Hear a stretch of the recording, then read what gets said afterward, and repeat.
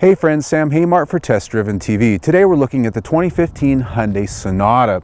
This is a car that's been very popular in the midsize segment, along with the Nissan Altima, Ford Fusion, Honda Accord, and Toyota Camry. It's a very hotly contested marketplace, and this car has actually been a very strong player, especially since 2011 when they debuted their fluidic sculpture design language. For 2015, it's all new inside and out, and it has the second generation of that design DNA, which I would say is really maybe a bit more traditional, if not somewhat more sophisticated. Either way, it's a car we definitely need to take a look at.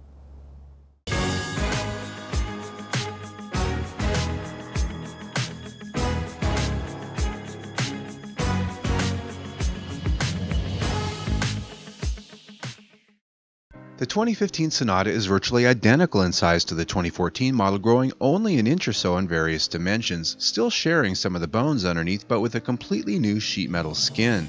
The look is more angular, upright, and more taut than before. In terms of theme, it looks less like a wind-rippled sheet draped over a piece of furniture and has a more chiseled and deliberate appearance. Our tester is fully dressed with elements like 10-spoke 18-inch alloy wheels, quad tailpipe outlets, and a rear deck spoiler. Up front are LED signature daytime running lights and HID headlamps to go with the larger trapezoidal grille design for 2015. The only jarring visual is the large flat space in the grille set aside for our tester's radar-based cruise control and driver aids. They still need to find a better way to integrate these things into the designs, I think. The roofline is very much a fastback in plain sight, a sporting silhouette for this class. Smoke chrome trim around the windows, lower rockers, and door handles give it an upscale feel, as does the full-length power-opening panoramic sunroof. That sunroof goes a long way to making the interior light and bright, which was further enhanced by light gray leather seats. As optioned, our Sonata has both heated and ventilated power front seats on both sides and heated rear seats too.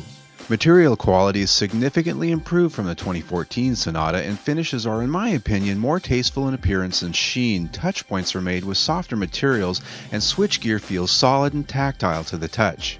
Layout of the center stack controls is simple, with all the major items of daily use laid out with hard buttons and knobs, with the touchscreen as a standalone option, not a necessity. The steering wheel, of course, offers up plenty of controls for infotainment as well as a comprehensive instrument cluster information center.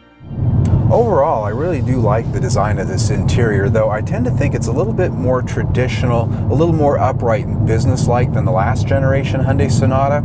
I still like it. In fact, it sort of has that sort of purposeful, I don't know, it's very similar to a Subaru Legacy, and I hate to make those types of comparisons, but it has that same sort of aura and feel in here, and whether that's deliberate on Hyundai's part or not, I can't say, but it is a pleasing design, despite the fact it's not quite as futuristic as it once was. Sound from the Infinity 400-watt audio system is exceptional, as is the ease of use with its menus, tuning, and adjustments. Use of the navigation system and connectivity scenarios is also top of the class for the learning curve, but the only disappointment is the touchscreen controls are painfully slow to react to your inputs. The cabin is larger than last year with 106 cubic feet of volume, which actually classifies this as a large car by the EPA. The space afforded up front as well as for the rear passengers is class topping. Trunk space as expected in this class is also quite impressive. Our Sonata was also equipped with an array of driver assistance features like lane departure warning, radar cruise control with full stop capability, and a blind spot monitor with rear cross-traffic alerts. All of these work quite well, and best of all, allow you to have them turned off or on. At highway speeds, this is actually a very quiet place to be, as you can tell. Very important in this class to have a quiet, solid ride. A lot of that goes to some of the improvements they've made in the structure for 2015 by strengthening it, as well as adding some sound deadening materials.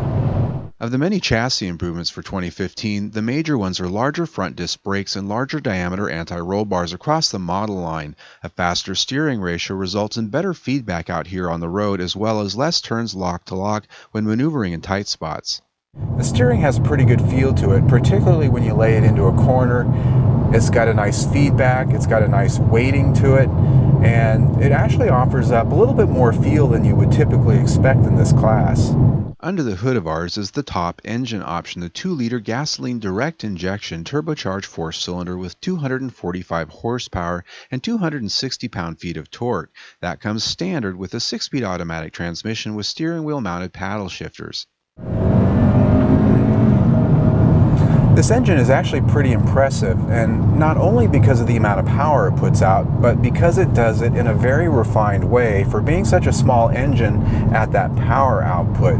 The best part about it is the way it's tuned. A lot of that power is right in the middle of the rev range, and so you don't necessarily have to rev it out so high to get the power that you want. And that's a good thing. Despite its refinement, though, the turbocharged 4-cylinder doesn't have the smooth thrum of a V6 engine some competitors offer in this class.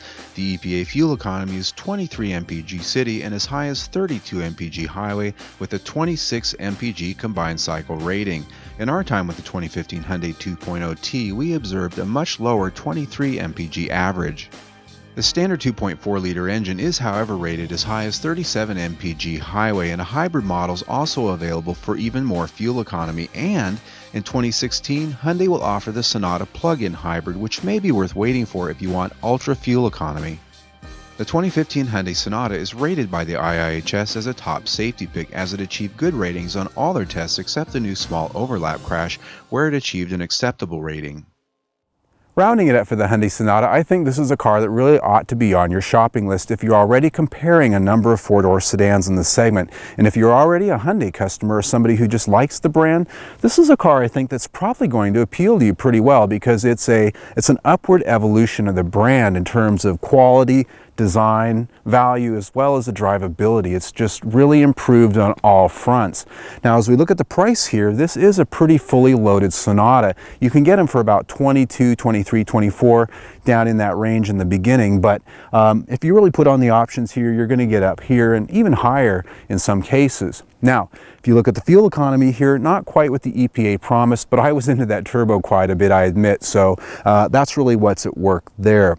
Now, as we look at our stars, I think the story this tells is that this car really has a consistency across the board on all the metrics that we measure. I'm talking about the quality, the interior, the infotainment system, the powertrain, and of course, value. I really think that it's pretty consistent in all these areas, which gives it 4.5 stars for the week.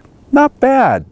Now, if you like our videos, please click on the link here and subscribe to our YouTube channel. There, I'll keep you updated on all of our test drives, as well as our weekly automotive news. I'm Sam Haymar for Test Driven TV. I hope you enjoyed the ride.